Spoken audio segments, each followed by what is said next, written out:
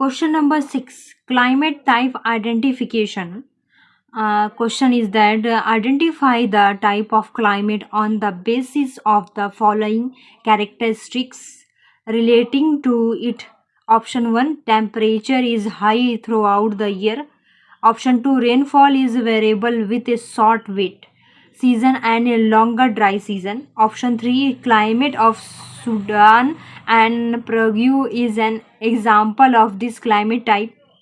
Select the answer using the code given below. Option A, subtropical steppe climate. Option B, mid latitude steppe climate. Option C, tropical monsoon climate. Option D, tropical wet and dry climate. Option D is right, tropical wet and dry climate. इसी को हम savanna climate या Sudan type climate भी कहते हैं. आसान भाषा में एक ब्रेकडाउन एक्सप्लेनेशन करते हैं. क्योंकि ये ट्रॉपिक्स के पास होता है, यहाँ साल भर टेम्परेचर काफ़ी गर्म रहता है. इस क्लाइमेट की सबसे बड़ी खासियत है कि इसमें एक छोटा वेट सीजन, बारिश का महीना होता है और एक बहुत लंबा ड्राई सीजन, सूखा होता है. अफ्रीका का सूडान रीजन और साउथ अमेरिका का पराग्वे ग्रान चाचो रीजन इसका सबसे बड़ा टेक्स्ट बुक एग्जाम्पल है. ऑप्शन ए और ऑप्शन बी क्यों इनकरेक्ट है? क्योंकि steppe semi arid, semi desert होता है जहाँ पेड़ बिल्कुल नहीं होते, सिर्फ छोटे घास होते हैं और टेम्परेचर विंटर्स में बहुत कम हो जाता है. ऑप्शन सी की इनकरेक्ट है क्योंकि ट्रॉपिकल में मॉनसून क्लाइमेट जैसे इंडिया में वेट सीजन लंबा और हैवी होता है. इतना लंबा ड्राई सीजन और स्पेसिफिक सूडान लाइक पैटर्न नहीं बनते. तो ये पूछा गया है जीसी लॉन्ग से सर्टिफिकेट फिजी कहाँ गया यार,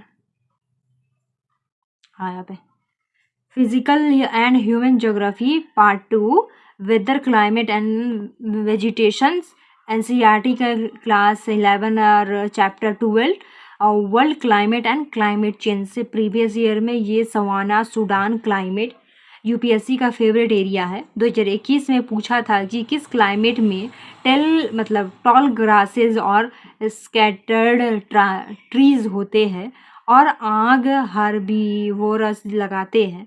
ऑप्शन 2012 और 16 में भी सवाना क्लाइमेट पर सवाल थे. ये थीम 4 से 5 बार आ चुकी है और 2024 और 25 में साउथ अमेरिका के परेग्वे और ब्राज़ील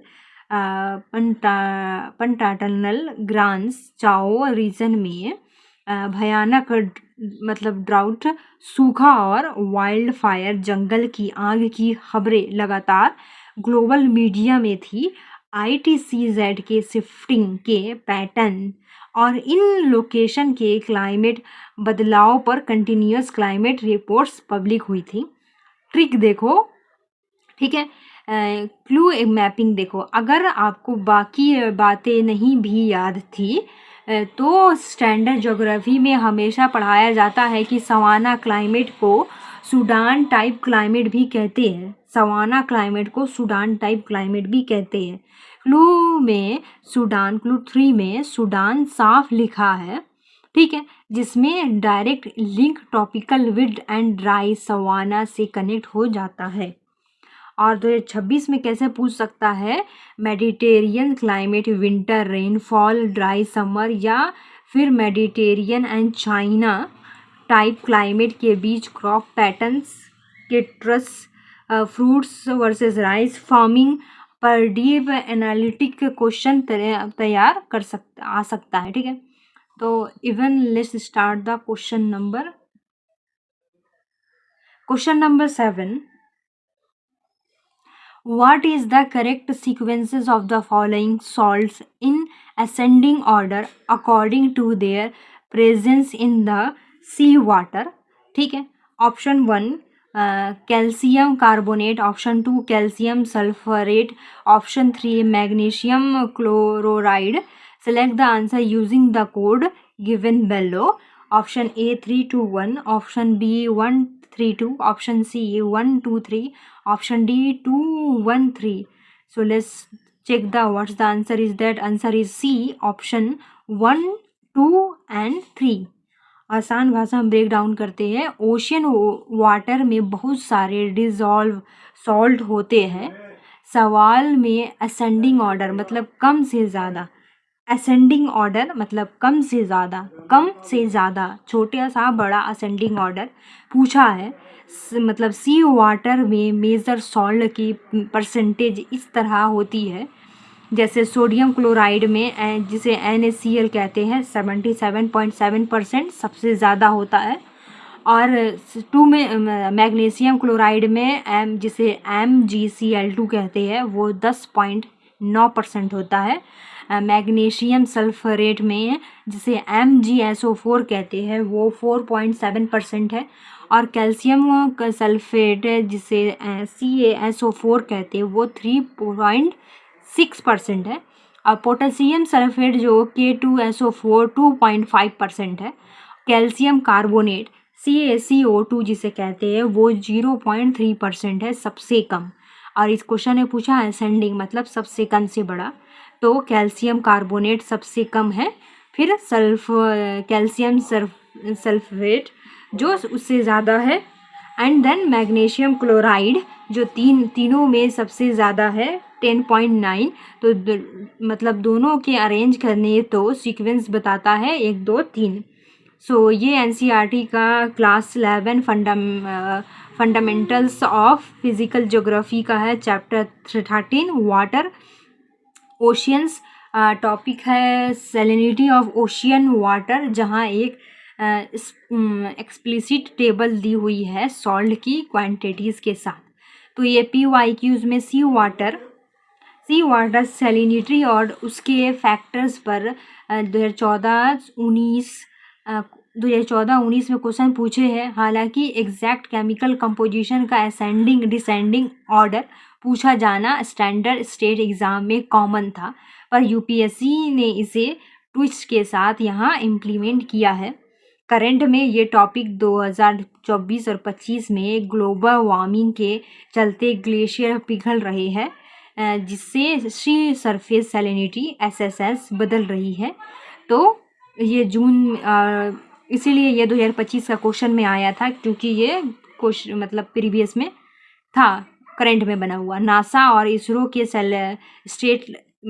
सैटेलाइट डाटा पर द हिंदू के कई आर्टिकल्स आए थे जो ओशियन सैलिनिटी लेवल्स और marine classification calcium carbonate depletion पर फोकस कर रहे थे.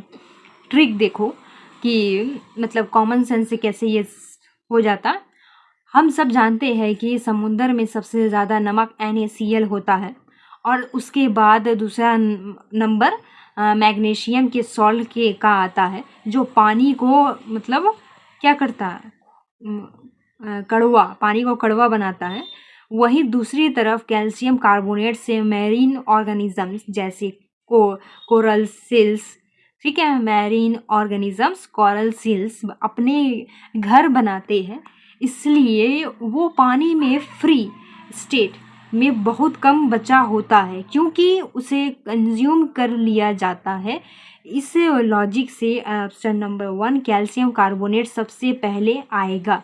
ऑप्शन 3 मैग्नीशियम क्लोराइड सबसे आखिर में, और ऐसा सिर्फ एक ही ऑप्शन में है, ऑप्शन नंबर सी में. क्वेश्चन मतलब 2026 में कैसे पूछ सकता है, तो 2026 में पूछ सकता है कि consider the following statement regarding ocean salinity. Option number 1 salinity decreases at the equator due to heavy rainfall and coldness cloudiness. Option number 2 enclosed seas like the Red Sea record lower salinity than the open oceans. Which of the following are correct? Option number 1 only 1, ठीक है. Option number A only 1 enclosed desert sea like Red Sea have a higher salinity due to the extreme evaporation, ठीक है. Question number 8. Science and environment humus. Question number 8. Which of the following statements with reference to humus is are correct? Option number 1. It is a dark colored amorphous substance. Option number 2. Being colloidal in nature, it serves as a reservoir of nutrients. Select the answer using the code given below. Option number 1. Option number A 1, option number B 2, option number C both, option number D neither. तो option number C is right both. आसान भाषा में break down करते हैं. Humus मिट्टी मतलब soil की सबसे ऊपर वाली लेयर में पाए जाने वाले वो ऑर्गेनिक मैटर है जो पेड़ मतलब पौधों और पत्तियों के सड़ने डिकम्पोजिशन से बनता है. तो ह्यूमस मिट्टी क्या है? जो सॉइल के ऊपर में सबसे ऊपर वाले लेयर में ऑर्गेनिक मैटर जो होता है, जो पेड़ पौधे और पत्तियों के सड़ने से बनता है. ठीक है, उसी को क्या कहते हैं? ह्यूमस मिट्टी, मतलब HUMUS मिट्टी. ठीक है, सॉइल. तो ऑप्शन नंबर 1 क्यों सही है? ह्यूमस पूरी तरह डिकम्पोज हो चुका मैटर होता है, इसलिए इसका कोई निश्चित मतलब फिक्स्ड क्रिस्टल स्ट्रक्चर नहीं होता. एमोर्फोस और ये काले या घेरे भूरे मतलब डार्क कलर्ड रंग का होता है. NCERT बायोलॉजी ज्योग्राफी में डायरेक्ट यही डिफिनेशन मिलती है. ऑप्शन नंबर 2 क्यों सही है? ह्यूमस का नेचर मतलब कोलोडियल होता है. इसके पार्टिकल्स बहुत छोटे होते हैं जो मेजर्स मतलब मॉइस्चर और न्यूट्रिएंट्स को चिपका कर रखते हैं. इस हाई सोल्डिंग कैपेसिटी की वजह से ये मिट्टी के सॉइल के लिए एक रिजर्वोयर ऑफ न्यूट्रिएंट्स पोषण का खजाना का काम करता है, जिसे मिट्टी उपजाऊ फर्टाइल बनाती है. ठीक है, ह्यूमस क्या है? जो मिट्टी के ऊपर की लेयर जो पेड़ पौधे पत्तियां से सड़कर बनती है उसको कहते हैं. ठीक है, और NCERT class 12 biology chapter ecosystems decomposition topic है. और class 11 NCERT class 11 India physical environment soil chapter से क्वेश्चन मतलब PYQ में पूछा है कि नहीं वाला. तो सॉइल प्रोफाइल, लिटरेंट सॉइल और ऑर्गेनिक कंटेंट पर UPSC लगभग 3 से 4 बार सवाल पूछे हैं. 2017 में बायोचार्ज ह्यूमस प्रॉपर्टीज़ पर, 2021 में सॉइल ऑर्गेनिक कार्बन कंटेंट पर.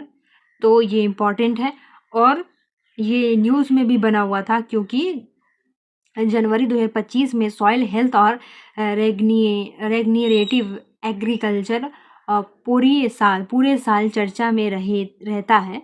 ठीक है, सेव सॉइल और कंपेगन और UNCCD की रिपोर्ट्स में लैंड डिग्रेडेशन को रोकने के लिए सॉइल ऑर्गेनिक मैटर्स मतलब ह्यूमस को बढ़ाने पर काफ़ी जोर दिया गया था. तो इसको लॉजिक और ट्रिक से कैसे सॉल्व किया जा सकता था?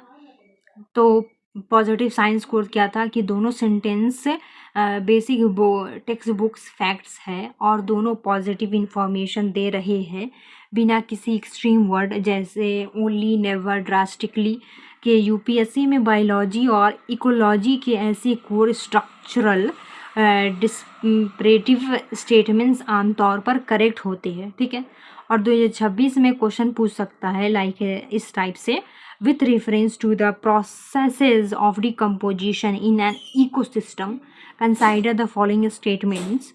Option number 1, decomposition rate is slower if detritus enrich in lignin and chitin मतलब. ठीक है. Option number 2, warm and moist environment favors rapid decomposition. Which of the following statement is are correct? तो option number C both are correct. दोनों concepts standard NCERT decomposition principles में option मतलब NCERT में दिए हुए हैं. Question number 19, map geography biosphere reserve. तो question number 19 क्या है, which one among the following biosphere reserve is spread over 3 states in India? Option 1 Dihang Debang, option B Nilgiris, option C Nokrik, option D Sichachalam। तो option number B is right, Nilgiris. ये आसान भाषा में break down करते हैं। India में total 18 biosphere reserve है।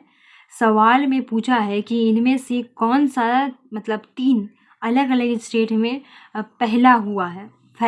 ठीक है, ऑप्शन नंबर बी नीलगिरीज क्यों सही है, क्योंकि नीलगिरीज बायोस्फीयर रिजर्व इंडिया का सबसे पहला बायोस्फीयर रिजर्व था, 1986 में बना। ये वेस्टर्न घाट्स में 3 बड़े स्टेट्स की बाउंड्री पर फैला था। ठीक है, कौन से वेस्टर्न घाट के 3 बड़े बाउंड्रीज में फैला हुआ था, वो बाउंड्रीज थी Tamil Nadu, Kerala and Karnataka. Option number A क्यों गलत है, क्योंकि देहांग दिबांग ये सिर्फ Arunachal Pradesh in only 1 state में है।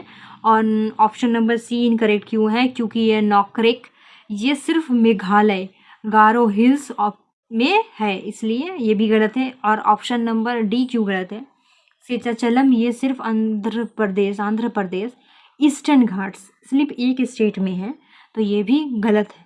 और ये एनसीईआरटी क्लास 11 की NCERT Indian physical environment chapter 5 natural vegetation appendix map section से आया था।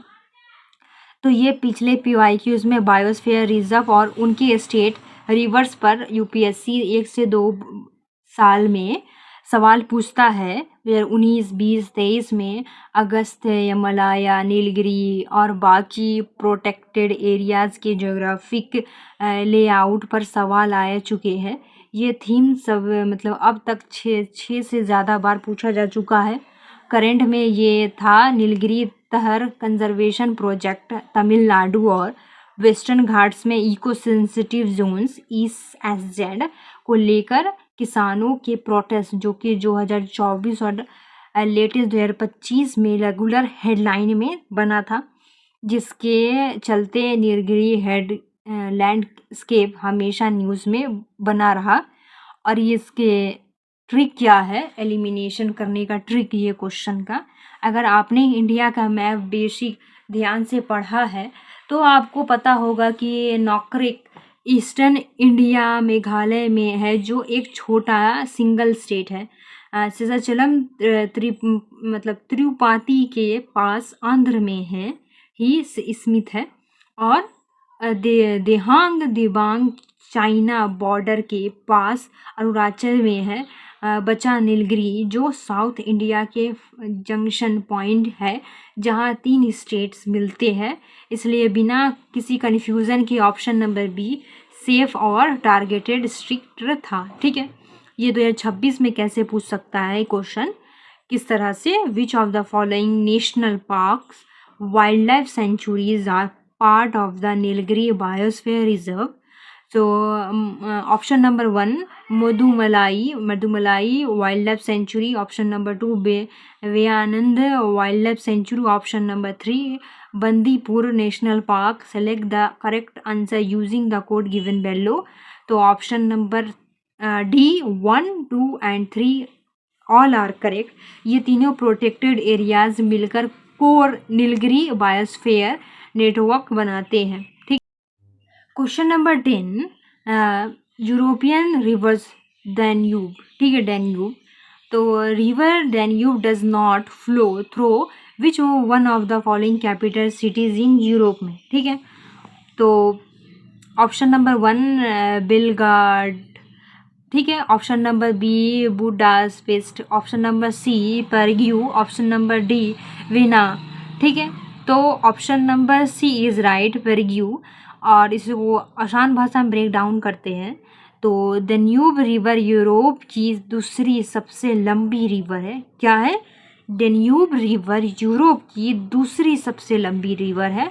ये रिवर 10 देशों 10 कंट्रीज से होकर गुजरती है और दुनिया में सबसे ज़्यादा देशों की कैपिटल सिटी राजधानियाँ मतलब कैपिटल सिटीज़ को टच करती है। तो इसलिए ऑप्शन नंबर सी पेल्ग्यू क्यों सही है कि पेल्ग्यू जो है वो चेक रिपब्लिक देश की कैपिटल है। पेल्ग्यू शहर वोल्टावा रिवर के किनारे बसा हुआ है, ना कि डेन्यूब रिवर चेक रिपब्लिक के अंदर से नहीं गुजरती, इसलिए पेल्ग्यू से इसका कोई लेना देना नहीं है। बाकी ऑप्शंस क्यों गलत है। डेन्यूब के ऊपर, ठीक है, डेन्यूब रिवर डायरेक्टली 4 देशों की कैपिटल से गुजरती है, जिन्हें याद रखने की ट्रिक नीचे बताई गई है, देख लो क्या है। पहला ऑप्शन देखो पहले ही ये बेलाग्रेड क्यों गलत है, क्योंकि ये साइबेरिया की कैपिटल है। बुदापेस्ट ऑप्शन नंबर बी क्यों गलत है, क्योंकि ये हंगरी की कैपिटल है। विनामा क्यों गलत है, क्योंकि ये ऑस्ट्रेलिया की कैपिटल है। और छत्ती कैपिटल ब्राटिस्लावा है जो स्लोवाकिया की है, ठीक है। ये देखो ये कौन सी बुक से पूछा गया था, तो ये वो ओरिएंट ब्लैक सवान एनसीईआरटी क्लास 7 से लेके 11 वर्ल्ड रीजनल ज्योग्राफी, ठीक है। और ये PYQs में इंटरनेशनल रिवर और मैपिंग पर यूपीएससी हर साल पूछता है सवाल। और 2019 में मेंकोंग वोल्गा वगैरह पर मैच द फॉलोइंग आया था। 2023 में यूक्रेन के बॉर्डर से लगने वाली रिवर्स और ब्लैक सी में लगने वाली रिवर्स पर सवाल आया था। तो थीम अब तक 4 से 5 बार रूप में आ चुकी है। करंट में ये टॉपिक बना हुआ था ईस्टर्न यूरोप में चल रहे जियोपॉलिटिकल कन्फ्लिक्ट्स और कार्गो शिपिंग्स डिस्ट्रप्शंस के चलते डेन्यूब रिवर वाटर वेव्स पूरे मतलब 2024 और 25 में ग्लोबल ट्रेड रिपोर्ट्स में चर्चा में था। और इसको ट्रिक से कैसे सॉल्व किया जा सकता था, तो ट्रिक पहले देख लो। डेन्यूब की चारों कैपिटल्स को याद करने की ट्रिक जो पहले बताए थे, V3B क्या है, V3B या मतलब VBBB मतलब वियतनाम, ब्राटिस्लावा, बुदापेस्ट और बेलग्राड, ठीक है। जैसे ही आपको ये ध्यान रहेगा मतलब V3B, आप तुरंत प्रीव्यू को ऑप्शन से छांट एलिमिनेट लेंगे। तो ये 2026 में कैसे पूछ सकता है, यह पूछ सकता है कि which of the following European rivers empty into the Black Sea। Option 1 Danube, option 2 Dnieper, option 3 Rhine, option 4 Don. तो सिलेक्ट द आंसर, ठीक है। तो what's the answer is, then answer is option number B 1 2 4 मतलब Danube, डेनीपर और option number 4 don. रेनी नहीं है इसमें क्योंकि ये रेहनी नॉर्थ सी में गिरती है, ठीक है। सो ये पार्ट 2।